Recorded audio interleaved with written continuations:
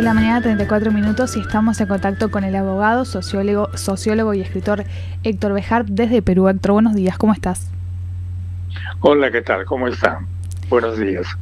Muy bien, primero agradecerte por el contacto y bueno, una actualización que nos debíamos también desde la radio de la actualidad de Perú. Bueno, la última vez que hablamos contigo, Héctor, fue el 11 de junio. Hablábamos sobre, bueno, las elecciones, la segunda vuelta, los resultados que se esperaban. Ahora, bueno, quizás para comenzar, primero podemos comentar un poco sobre la actualidad de Perú en cuanto a las elecciones. Bueno, lo nuevo es que ya fue proclamada Keiko Fujimori como presidenta del Perú. En ese momento lo que se está haciendo es el comienzo del proceso de transferencia de cargos. Ella tiene que hacerse cargo de la presidencia el 28 de julio, que es la fecha del aniversario del Perú. Y en el mundo político se está hablando ya de los probables ministros, las alianzas electorales, y todo el ambiente gira alrededor de esa transferencia. Eso es lo que está pasando en ese momento en el Perú. Hay algo que es muy importante, que bueno, también lo mencionábamos en este correr de los días y de los meses, de que Keiko Fujimori, que gana la presidencia, es hija del dictador Fujimori, ¿no? Cuyo partido ha tenido un fuerte peso en el Congreso, marcado también por la corrupción, por el autoritarismo, por buscar también superar las crónicas inestables de la política peruana de alguna forma. ¿Cómo podemos, Héctor, si bien quizás analizar un poco de por qué Fujimori llega al gobierno, ¿no? ¿Por qué alguien de ultraderecha de alguna forma llega al gobierno en Perú? El problema es que el público del Perú, y obviamente también el de América Latina, no sabe exactamente qué pasó en los 10 años que gobernó Fujimori. Sí. Para hacerte un resumen muy sintético, fue descuartizada gente. Hay fosas comunes donde están miles de cuerpos que todavía no han sido descubiertos. En el mismo Ministerio de Guerra, es la sede central en Lima. El ejército tenía hornos donde se encontró restos por descuido de un cuerpo humano, un dedo carbonizado.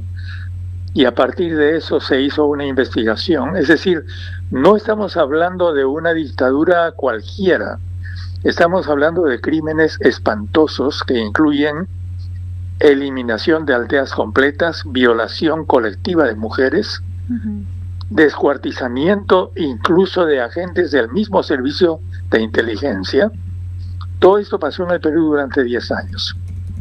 Durante esos 10 años, Keiko Fujimori era la primera dama, sí, por ser hija del presidente. Ella nunca ha reconocido que existieron esos crímenes, pero además hay que añadir que ella ha sido y es financiada por la banca peruana.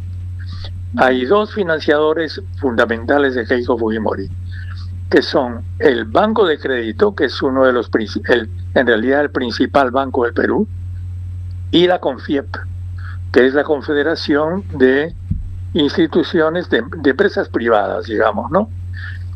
A Keiko Fujimori le han cortado un juicio y lo han archivado para prepararla para la presidencia.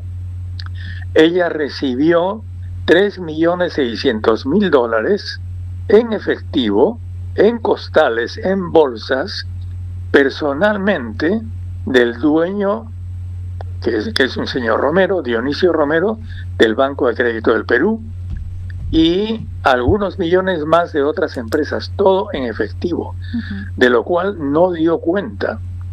Entonces, la Corte no la Corte Suprema, sino el Tribunal Constitucional del Perú, entrometiéndose en un juicio penal en el cual estaba a punto Keiko Fujimori de ser condenada a muchos años de prisión, porque ya había sido concluida toda la investigación y quedaba solamente la audiencia.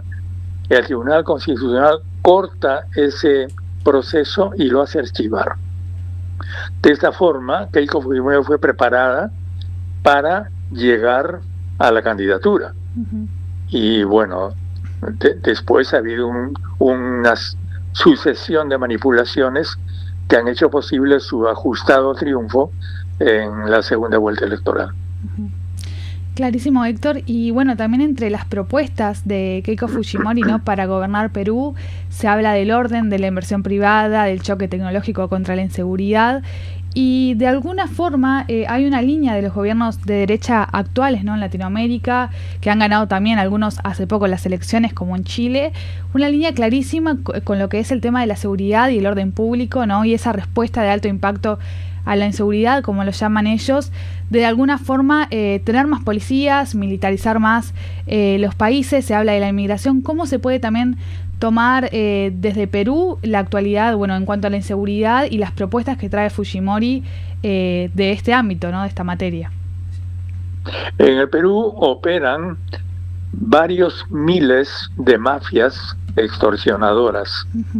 En el transporte público de Lima, donde hay unas 500 líneas, porque Lima es una ciudad que tiene 12 millones de habitantes, tiene 500 líneas de transporte privado, todos pagan cupos a extorsionadores, a bandas organizadas. Hoy día es usual que maten a los conductores, a los choferes o a los auxiliares del transporte cuando no pagan o no cumplen con pagar cupos, como se llama aquí, es decir, extorsiones que son muy altas. Ese es un sistema que permanece en Lima y en las principales ciudades del Perú. La policía, nosotros tenemos 130,000 policías de seguridad, que se llama la Policía Nacional del Perú, ha sido ineficaz para apresar a los jefes de esas bandas, porque son apresados un número indeterminado de sicarios, por lo general chicos, gente muy joven, pero los jefes permanecen en el secreto y en la impunidad. Ese es el sistema que hay en ese momento en el Perú.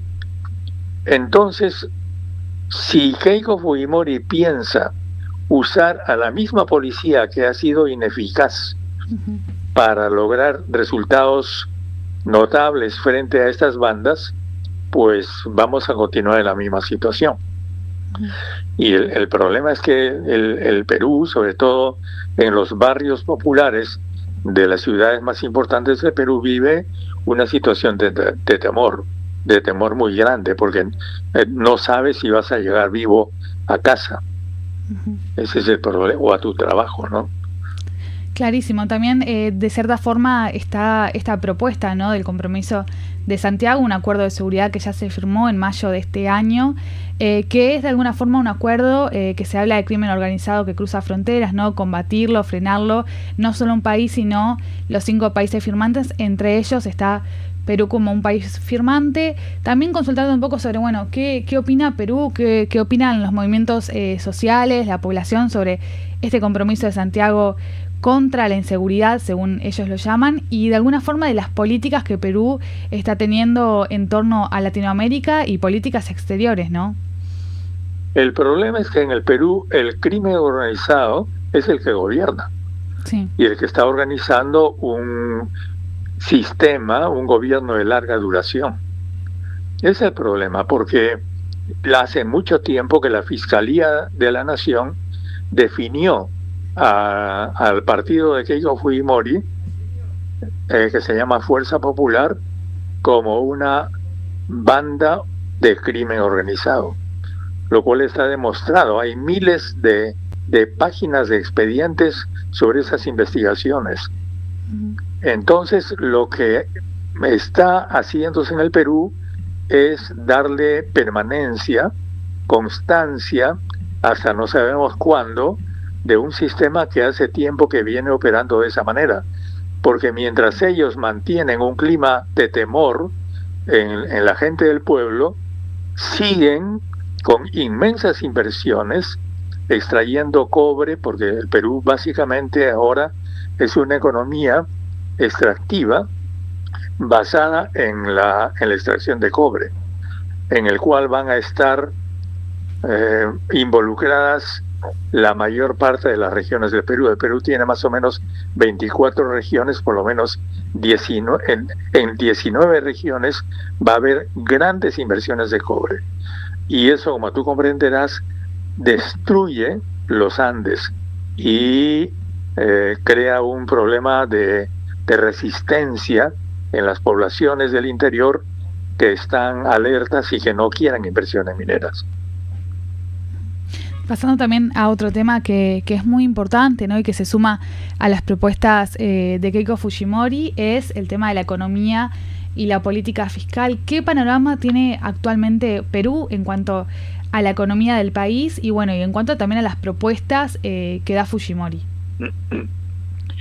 Bueno, en el Perú en este momento, según el marco macroeconómico multianual, que es el documento oficial del Ministerio de Economía y del Banco Central, existen para ser ejecutados 67 proyectos mineros, además de los que ya existen en el Perú, por 70.000 millones de dólares.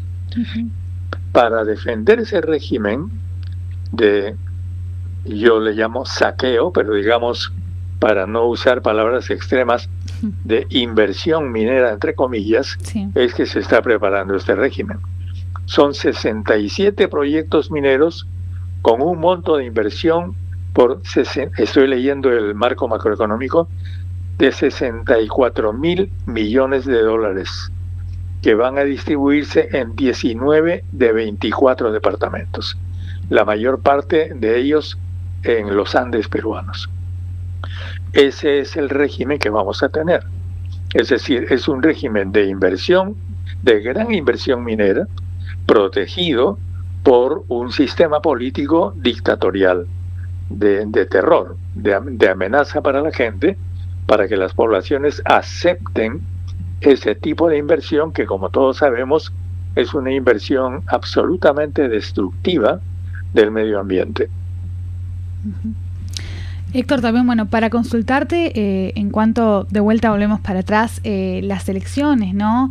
Que se proclame Fujimori como presidenta de Perú, pero también, ¿qué ha sido de la actualidad de Roberto Sánchez, que también era candidato, ¿no? Por la izquierda, y qué se sabe en este momento, bueno, desde el partido de Roberto Sánchez sobre las elecciones, ¿no? ¿Qué han comentado desde la designación de Fujimori? Para que nuestros oyentes tengan una idea más o menos esquemática de cómo es la situación política, el Perú tiene 27 millones de electores. De esos 27 millones de electores, 9 millones han votado por Keiko y 9 millones por Sánchez. Sí. Es decir, están a la par. Con la diferencia de que Sánchez ha triunfado en la mayor parte de las regiones del Perú.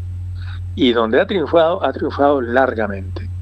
Y Keiko ha podido equilibrar ese triunfo porque la izquierda peruana no hizo ninguna campaña en el exterior y prácticamente dejó, porque la coalición que ganó es una coalición muy nueva, dejó libre el espacio exterior para que Fuerza Popular, que es el partido de Keiko, haga una campaña intensa, como efectivamente lo hicieron, invirtiendo mucho dinero entre los peruanos que están especialmente en Argentina y en Nueva York.